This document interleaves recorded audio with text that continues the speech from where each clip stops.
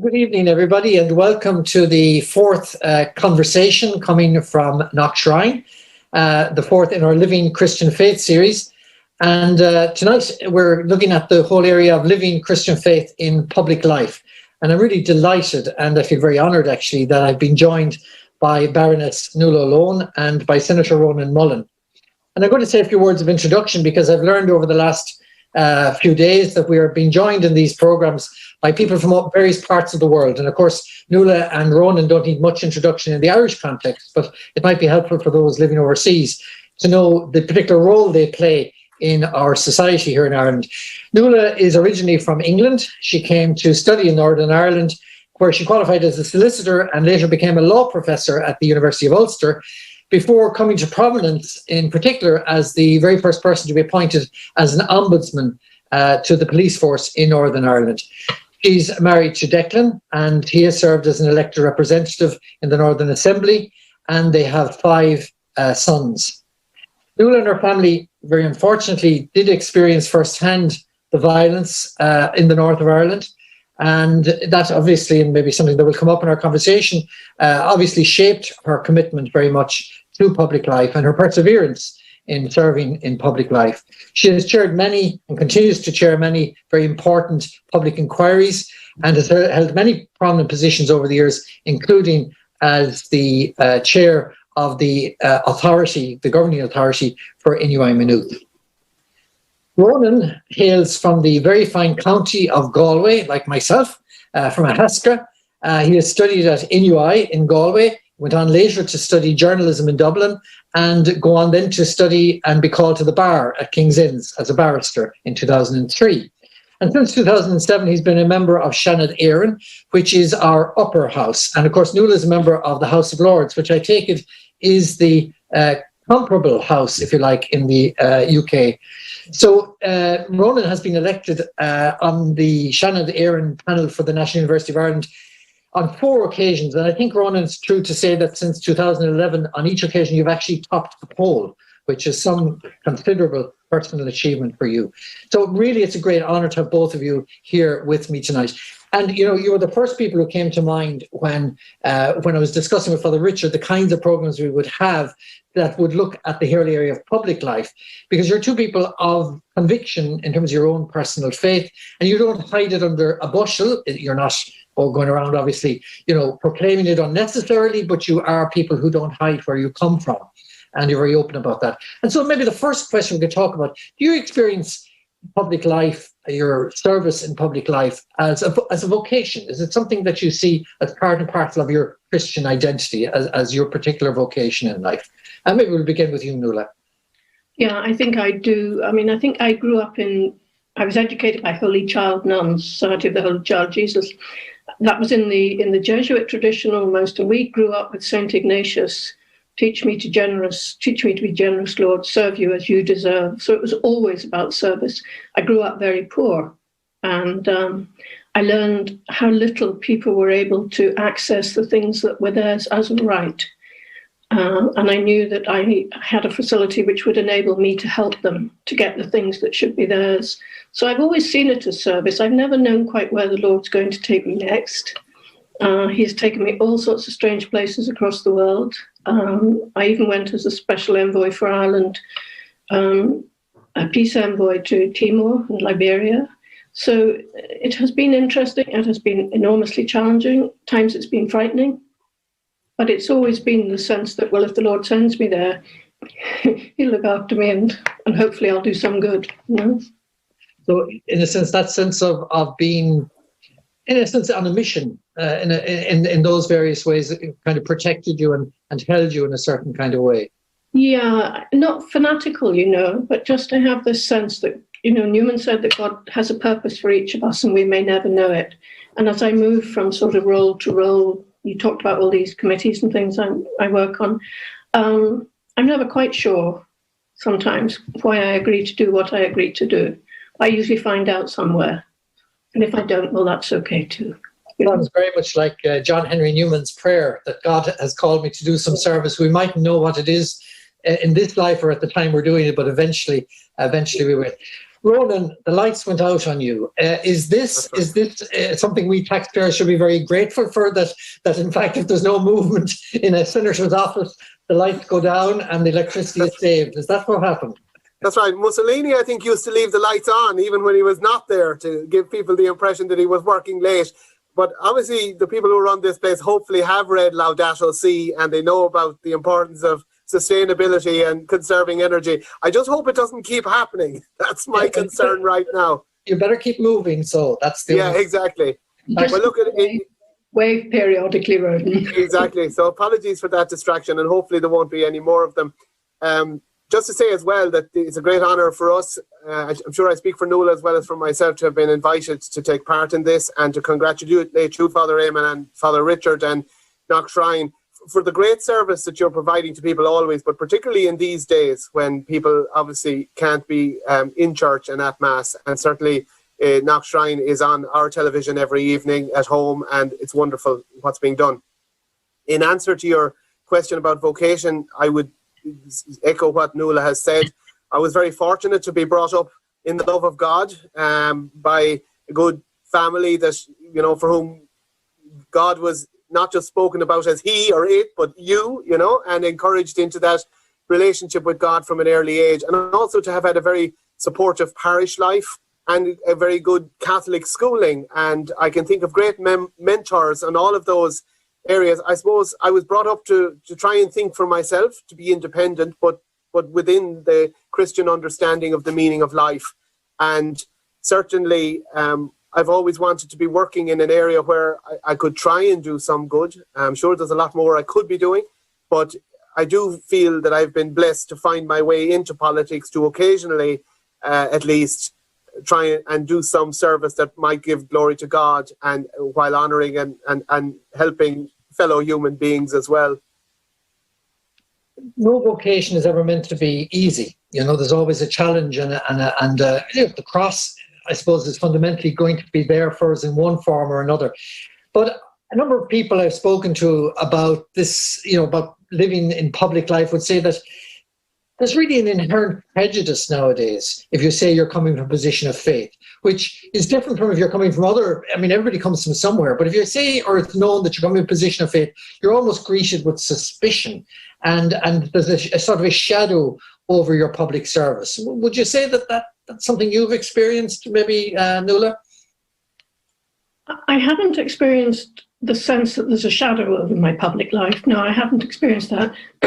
What I have experienced is an anticipation that I will behave in certain ways, and the sense that sometimes it's desperately lonely to be trying to live your conviction and to do what is right in the face of what seems like almost implacable opposition. I remember once in the House of Lords, on the abortion legislation for Northern Ireland, I had an amendment down to try and stop the legislation. And I wanted to put it to a vote, but I knew I would lose the vote. And it was said to me, it'll be humiliating. And it was humiliating because they'd cleared the House. It was awful. But sometimes you just have to do things like that because you have to show that there actually are people who don't think these things are right. So that kind of, it can be quite a lonely, difficult place at times, but there's always support. It's extraordinary. I can remember when I was police ombudsman in Northern Ireland, and my job there was to investigate police wrongdoing. And particularly, I was concerned with situations in which perhaps some police officers had colluded with terrorists effectively.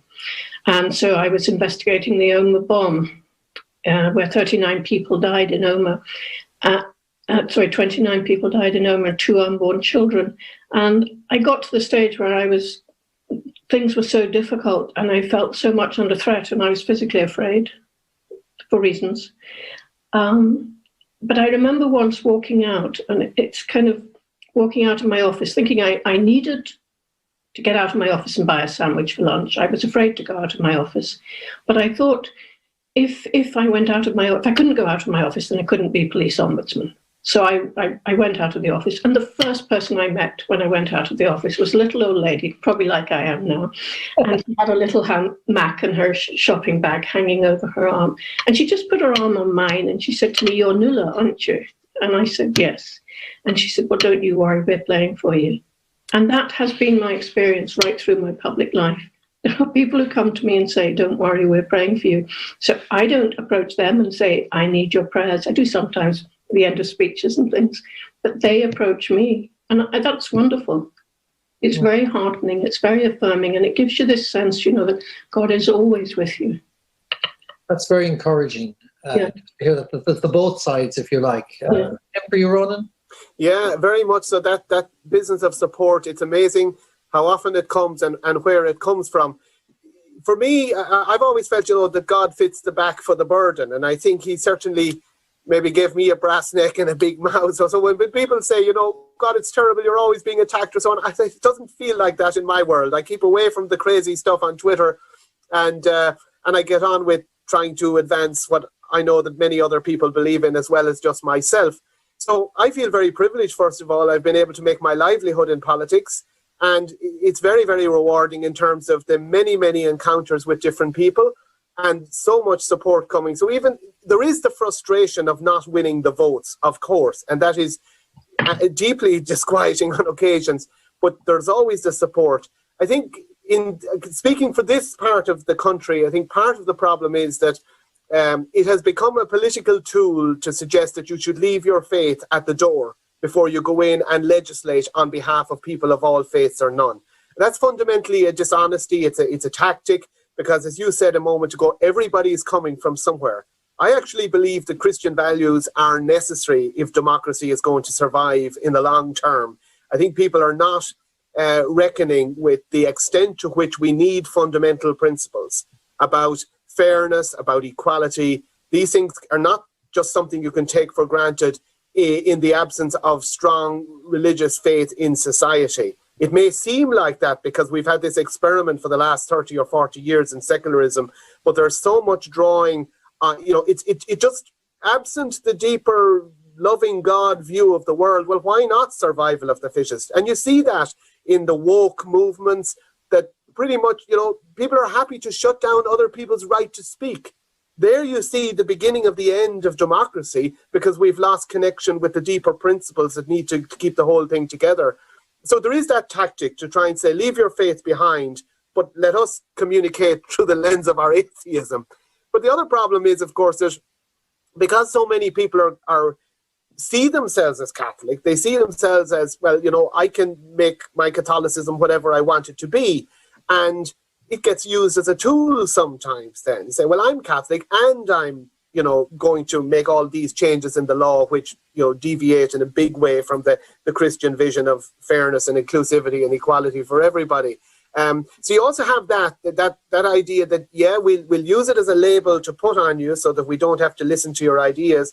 But there's a lot of people, I think, who would like to be able to speak from their Christian convictions and bring them into play. And I have found that even when losing the debates in the numbers in Leinster House, there's often that grudging respect that, you stood up for something we kind of believe in as well. I'm not saying it's said that often, but it has been said to me. And I respect that those people are coming. They have limitations that I don't have. They're in political parties that make demands on them. I have the freedom, to stand up for what I want to say. Others are under all sorts of pressures in here, and sadly, that doesn't always make for the best decision making. One of the things I thought we might talk about, you've alluded to it already, Ronan, is that issue of shared values, shared convictions in society. Because some of the people I would be reading and would be most interested in their viewpoints, people like Rowan Williams, people like the late Rabbi Jonathan Sacks, who died just before Christmas, and of course Pope Francis, are effectively telling us that there's a breakdown in Western societies generally, and very much to our loss in terms of that sort of a sense of a shared morality, a shared conviction. And for example, Ron Williams says that, and this is my paraphrase of him, but he says it's almost now considered to be bad manners if you're coming from a place of conviction in public life. And that many people, and I am quoting him here, he says, many people find expressions of views of the human good apart from a minimal account of material stability, social stability, unsettling, and they seek to have them relegated to the private sphere. The public expression of specific convictions, and especially faith convictions, are actually considered offensive. Is that your experience? Maybe go to Nuala on that one. No, it's not. I sat in Westminster Hall in 2010, I think it was, when Pope Benedict came to England. Now, if we have an event for Catholics in the Palace of Westminster, in the Houses of Parliament, we might get maybe a couple of hundred people there. But Westminster Hall was packed to the gills. And most of the people there, I would say, probably weren't Catholic. And Benedict spoke with extraordinary conviction. And he was listened to in absolute silence. And he said this, and it was accepted. Religion is not a problem for legislators to solve. It's a vital contributor to the national conversation. He said, in this light, I cannot but voice my concern at the increasing marginalisation of religion, particularly Christianity, that's taking place in some quarters, even in nations which place a great emphasis on tolerance. Benedict was seeing what's coming.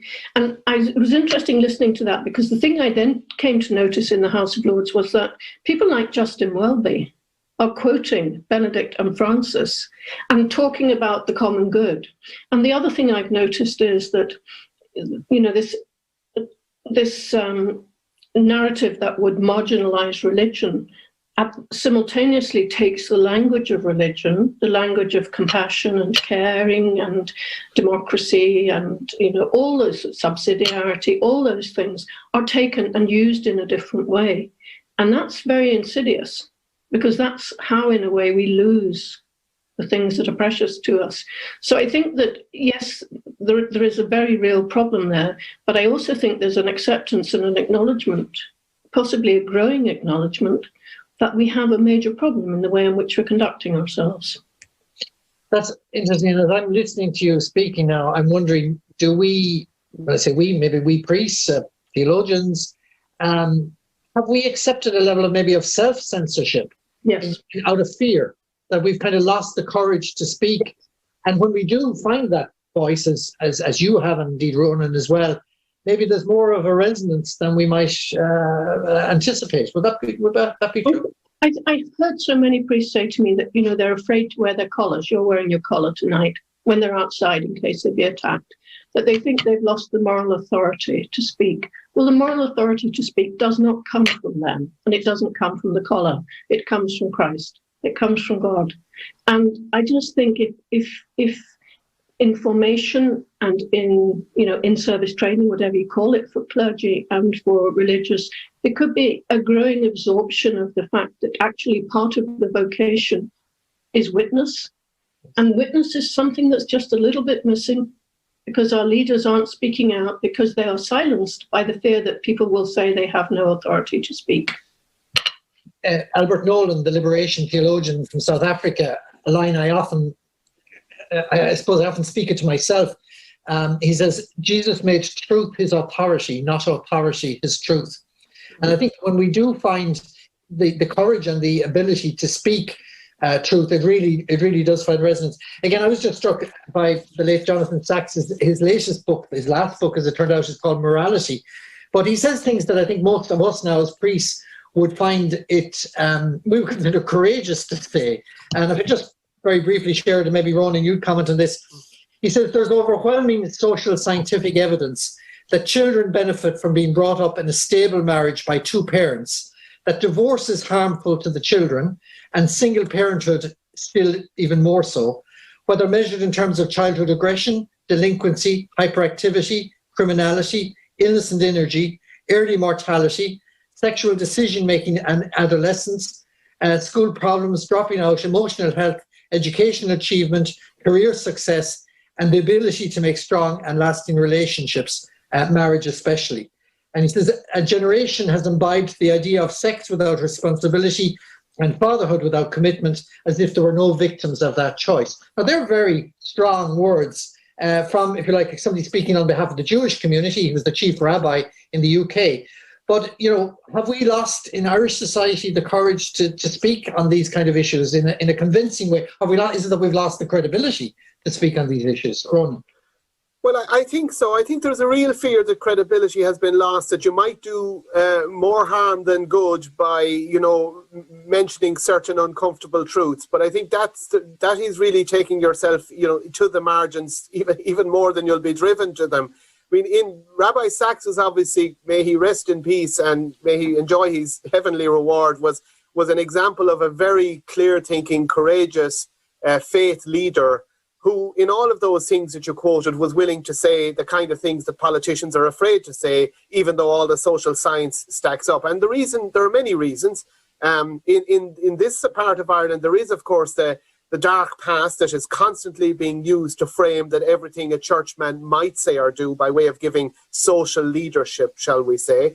But there's also the feelings culture that we now inhabit, that there seems to be very little space to try and explore the truth about these things, about family form, about the importance of fathers, about the problems when fathers aren't present in their lives.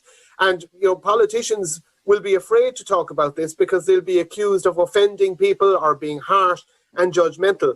And surely to God, we can find a way of saying, you know what, we want to support single mothers. We admire the sacrifices that so many of them make, the extra challenges that so many of them have to contend with. But, when it comes to educating the next generation, we want to educate people for marriage between a man and a woman, because that is, all things considered, what you want to propose as the norm. Now, for me, to even say that much is politically problematic, to use that word problematic that woke people are so fond of using. But we're not proceeding on the basis of a truthful discussion if there are things that are true that we can't say. I know there are times you can't say everything that's true all of the time. You've got to go with where people are at. But I think there's encouragement to be had from those occasions when church leaders have spoken up and have found surprising levels of support. And take the example of Archbishop Eamon Martin at Christmas, when RTE carried a very offensive take on Our Lady giving birth, the Annunciation, making a link between a young Middle Eastern woman being, have God forcing himself, and then God being, brought to court over it. Archbishop Eamon Martin rightly saw that whatever about free speech, that's just unacceptable from the national broadcaster on New Year's Eve. And he had the courage to go out and say, I find that unacceptable. And RTE got a record number of complaints. And I thought that was a really healthy development. And I think a signal to church leaders that, you can stand up for yourself. And then if you can stand up for yourself, you can also stand up for the values that are good and true. There, of course, is homework to be done. You can't just say what you want to say and not care whether you hurt or offend people. The Christian orientation is to try and tell the truth in love. But yes, more is needed. We need to be more courageous as a faith community about seeking to tell the truth in love and to take the dialogue to our contemporaries. Can I say something, Eamon? Of course. Can I just say that I think you talked about and Ronan talked about the history and the dark past and things like that, but that is not the whole story.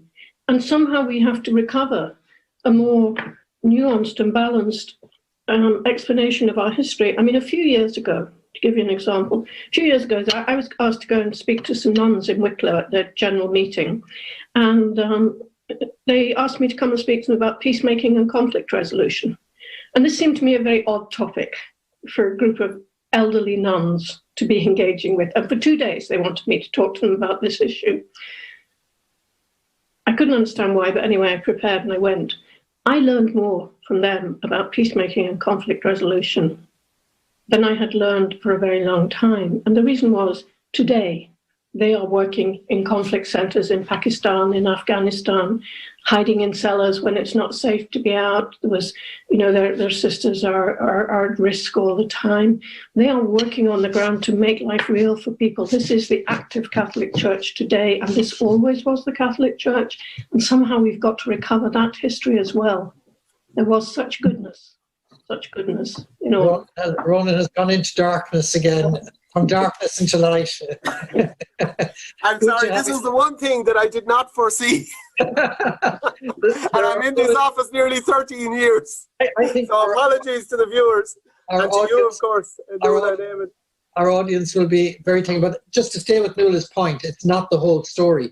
And I think part of the problem, you alluded to it earlier, Nuala, part of the problem is that we can see it with the mother and babies home. In a sense, effectively, the committee, the people who wrote that report, there's been an effort, in a sense, to almost discredit them, to silence them. Certainly, it has become, as they say, pour encourager les autres. You know, who will want to be on a committee again, or in this case, to discourage others from actually following what they understood to be at least the facts? I mean, as somebody who writes a lot of reports in that regard, are you worried about that kind of what has happened to Mother and Baby's Home report? No, because I'm used to it. And I think it's profoundly important that we, the general public, go back to what has been proved to be the truth. Like, there was talk of babies being buried in a sewer in the Archdiocese of Durham, your own Archdiocese, yeah? And that's not true. There's no evidence that was ever used as a sewer. And the nuns who run that institution, as I understand it, came from France, where the tradition is to bury in, what do you call them, sarcophaguses, or in buildings anyway. And that was part of the tradition. So I think it's profoundly important that we, those of us who write reports, and I'm bringing another big report to an end, that we say what can be evidenced as the truth, that we don't let anyone discourage us or threaten us or any of the things that do happen on occasion, and that those who listen to us, and that's something that everybody can do, they can listen to what is the truth. And then when people say these things, they can assert the actual truth, as opposed to what has become almost received wisdom, what is not true. So I agree it never with worries me that people will tell me I'm wrong or anything. No. Yeah, you're so right, Nuala. And you know, I was so disappointed in political colleagues here who just weighed in on the criticism of the Commission. You know, it was always going to be difficult. We all know that people who have suffered in the past, and when you're talking about the mother and baby homes, you're talking about primarily people who, as children, were born in the mother and baby homes, may have had negative experiences associated with either fostering or adoption. And they would be many of the voices that we're hearing from. And it was always going to be the case that they were going to speak truthfully through their lens. And, you know, nobody would ever want to publicly disagree with them, because they are speaking from a subjectively a truthful place. But the Commission knew that it had a different job, which is to sift the evidence, to tell the full truth. And they did. And they talked about the fact that, yes, Catholic values did inform the society that was there, but so also did an obsession with land, poverty, concerns with heredity and or with inheritance and so on. And because they sifted the evidence and told the full story, they got hammered. And it was really disappointing to see politicians, who should be those who vindicate the careful evidence-based process, going with where they saw, in my view, where they saw the political advantage to lie. That's why a few years ago I opposed giving more powers to Oireachtas committees to make findings of fact about people, or findings that could be adverse to people's reputations. Because I'm sorry, when it comes to that side of things, politicians can't always be trusted. And I think that's the sad fact. Just on the question as well, I'm so happy that Nuala mentioned, you know, how we need to look at the past in a fairer way. I was listening to a leading historian recently on with Eamon Dunphy talking about the mother and baby homes. And I was struck by the way he said, oh yes, and of course there were plenty of good religious, or of course there were good religious. And at another point he said, oh yes, and I know there are issues about judging the past through the lens of the present. But in each case he then proceeded as if he hadn't said those things. And that's the dishonesty of the current debate. You know, people give lip service to the idea that you can't accurately, easily, or at all judge the past through the lens of the present, but then they carry on as though you can. And they don't treat people in the past fairly, and they don't interrogate. You know, they don't actually ask themselves, well, just how many religious worked in these institutions, gave their lives, were kind, were generous, were operating in extremely difficult circumstances, and yes, had their own personal limitations, which in some cases may have manifested themselves in acts that we would now regard as cruel. But, you know, there hasn't been a decent attempt in Ireland to tell the full story about how people in the Catholic Church were there for people for so long when other institutions that we take for granted today simply were not. And to even raise that issue is potentially to be accused of trying to whitewash the past, when in fact it's an attempt to be honest, and it's an attempt to be comprehensive as we try to understand our past and learn from it. And of course, not to mention the injustices that are not being talked about today. I mean, we have people who make allegations, some of them, as Nuala has pointed out, not proven or just inaccurate, about, for example, how babies were treated after being born in the past. And some of that may be true. There may be more to be said. There may be more to be accepted. But some of the people most vociferous about this seem to have no problem with the fact that thousands of children are not even getting the chance to be born in the present, and that with the blessing of the Irish state now.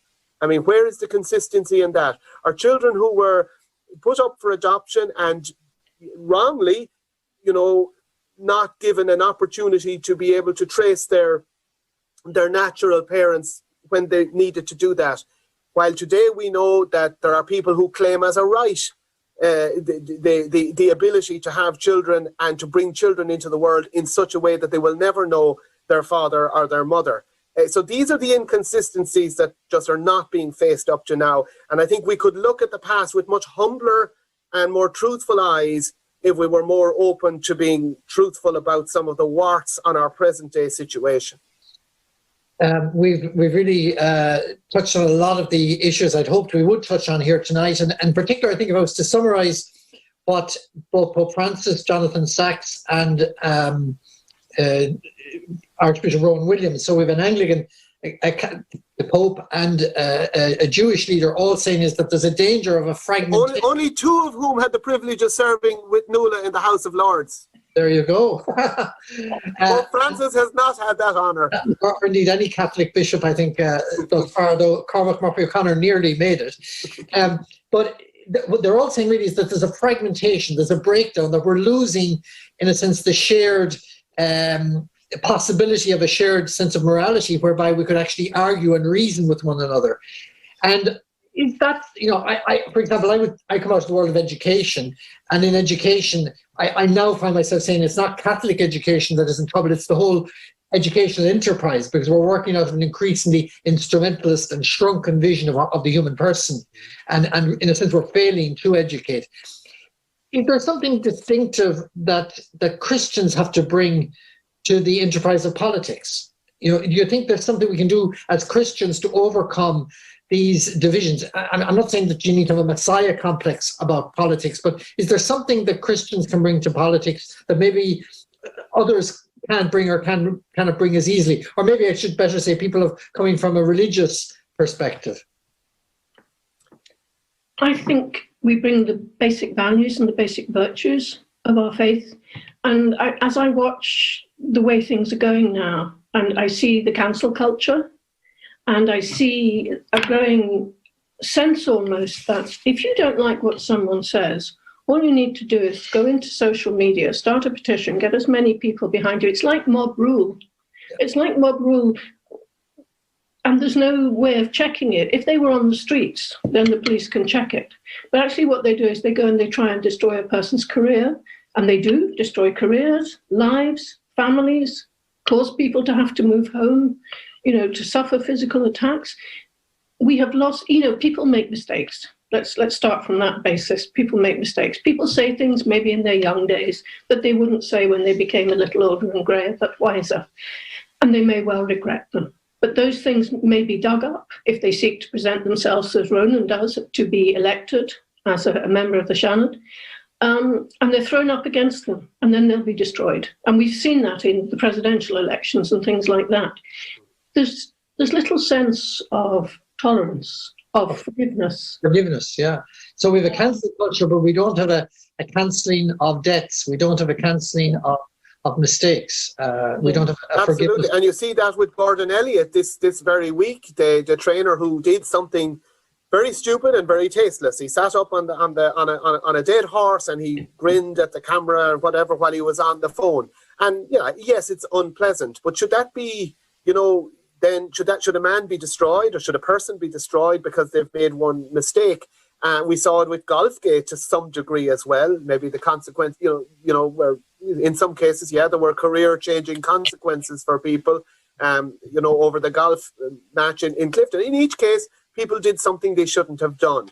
But I so agree with you. There needs to be a way back. And I think, yes, Christian values point to that, the possibility of redemption, the possibility of change. I spend a lot of time, I suppose, when I'm making political arguments, trying to make them in language that people of all faiths and none can accept. In other words, a joint search for the common good. But I have to be honest and say that, ultimately an idea of the common good depends on an idea that there is a loving God to whom we are ultimately accountable, and who has created us to go and search for him, and who has created us to love him through loving others. Now, perhaps people like me need to say more, actually you need Christianity in your system. If you're in the Western world, you need it for sure, because I'm not sure the democratic experiment can survive the complete loss of a fundamental value of belief in a loving God. It also, of course, puts a great onus on those of us who try to practice our Christian faith, that we really have less room to mess up than others, because, we're all hypocrites. Sometimes the best we can do is to be unintending hypocrites, we fall short. We need to be conscious of the fact that people will judge the values that we are trying to advance, perhaps by our behavior. And that's a sobering thought any day of the week. It is. We're sorry, Nuala, but we're getting to move towards a conclusion, but go ahead, Nuala, yeah. No, I was going to say, one of the things I've been called because of my pro-life stance is a forced birther. Think about it, a forced birther. And it indicates a completely different understanding. And when Ronan talks about the common good is something completely different for them from what it is for me, where every life is sacred, from conception to death, So I think the kind of conversation we're having, in a sense, what strikes me is it's so difficult to have this conversation ordinarily. And it's great that, I think it'll be very heartening for people just to hear the two of you speak. And there's so many others, indeed, who would, I think, have such a very positive contribution to make to the understanding of public life as you've voiced it. Just very quickly, as we move to a conclusion, your happiest days in public life. We've talked a little bit about the loneliness and the challenges, but your happiest day in public life, Ronan. Well, it is always, of course, you have to include the days when you get re-elected. We are only human. We do want to win. We don't just want to be good. But there are also those days when you manage to maybe help somebody who mightn't have been able to navigate the system, but for your assistance. Recently I helped somebody prepare a letter to the Department of Social Protection. They didn't feel confident dealing with the bureaucracy, as it were. They were entitled to what they were seeking, and it was nice to be a part of helping them. And sometimes, Ronan, don't we call that pulling a stroke? No, because you're only helping them to get what they were entitled to. I mean that. But the other thing is sometimes to speak up for just the satisfaction of knowing that you have, in some way, voiced concerns that other people have. And I know how frustrated I would be if I was outside of the system looking in, not hearing values that I know to be good and true and constructive being said. Now, I'm not saying I always manage to say them in the way they should be said, but even when you make a good attempt, there's joy and there's satisfaction in that. Nuala, your happiest day or days? I know you told me you were going to ask me this question, and I find it so difficult to find an answer, which may say something about me, because it's complicated. I can remember, for example, going in to speak to a group of people about loyalist paramilitaries killing both Catholics and Protestants, and trying to explain to them what had happened, and being very afraid before I went in. And I can remember coming out with such a sense of relief and such a sense of peace. And maybe that's happiness. And the reason for my relief and peace was the way in which they responded to what I had to say to them, which was with all the things that we've talked about, with compassion, with forgiveness, with understanding, without a desire for revenge, So to me, that's the happiness that comes from doing what you know you've got to do, even if it's going to be difficult, and trying to ensure that what you do is done to the best you can. So I can't produce a particular, the happiest days of my life, Eamon, are the days of my children's birth. Of course. So, maybe happiest wasn't the right word, actually, as I hear you answered. It was maybe more, I should have said, the most fulfilling. Yeah. And I think you've answered that very well, both of you, and thank you for that. I know, Ronan, you were particularly anxious that tonight we would leave people with a sense of encouragement to engage in public life. Do you want to say a little bit more about that? Well, of course, and by the way, if there's anybody looking in who's just looking in by accident, who doesn't really normally engage with this kind of conversation about faith and politics, can I just say I'm sorry for our inadequacies. I'm speaking for myself more than for Nuala here, but I think we really are trying to speak up for a vision that really makes room for everybody in society and that honours every human being, whether they're people of faith or otherwise, at the deepest level and contributes to their human flourishing. I think that's what the Christian mission in politics is trying to be about. And that's why I think it's so important that people who don't necessarily feel that they want to run for elected office or don't expect to be appointed to the House of Lords anytime soon, nonetheless see themselves as having a role in changing the society around them for the better. Yeah, I think we mustn't see ourselves as passive recipients of the culture that's on offer. I know there's a lot of people who just listen to the next pearl of wisdom to come from RTE, and I wish some of them would say, you know what, my values are good, and I need to get those values out there in society and share, obviously witness to them, but share them. So I'd be encouraging people listening in to, politics is about looking for the common good and helping others. If it's done right, it's a beautiful vocation. And I'd be asking people of all ages listening in to say, how can I make the world around me a better place by maybe getting involved with a local politician whose values I like or whose values could be better if I'm involved, or maybe writing to the local newspapers about issues of concern, making sure I'm informed about what my church believes and what it has to say about some of these important social issues. In other words, that we would see ourselves as protagonists, not just passive recipients. I think that's really important. And I'd encourage people to get involved in politics if they do feel they have it's not a sin, to have that little egotistic drive to get ahead in politics either. You just have to keep that in check and try and make sure you're doing things for the right reason ultimately. So I'd encourage people to get stuck in. It's really important that they would. I think you said a very important thing about seeing ourselves, all of us as Christians, really as agents of culture, not simply passive consumers of culture. Do you want to say a word on this one as well, Nuala? Well, I suppose it's the kind of thing I've been trying to say throughout, where we encounter things which we know to be untrue. I think we have a duty to challenge them wherever we are. Challenge them with respect, but nevertheless challenge them. And the other thing I think that as Christians we can bring is a sense of hope, because I think certainly after the year that's been in it with Brexit and COVID and all that sort of thing, there's a despondency in the people, and we've been disconnected from each other for so long, and there's danger in meeting another person because we may transmit or acquire a virus, and that has been, I think, very damaging to us all. So I think the thing that we can bring above all is hope.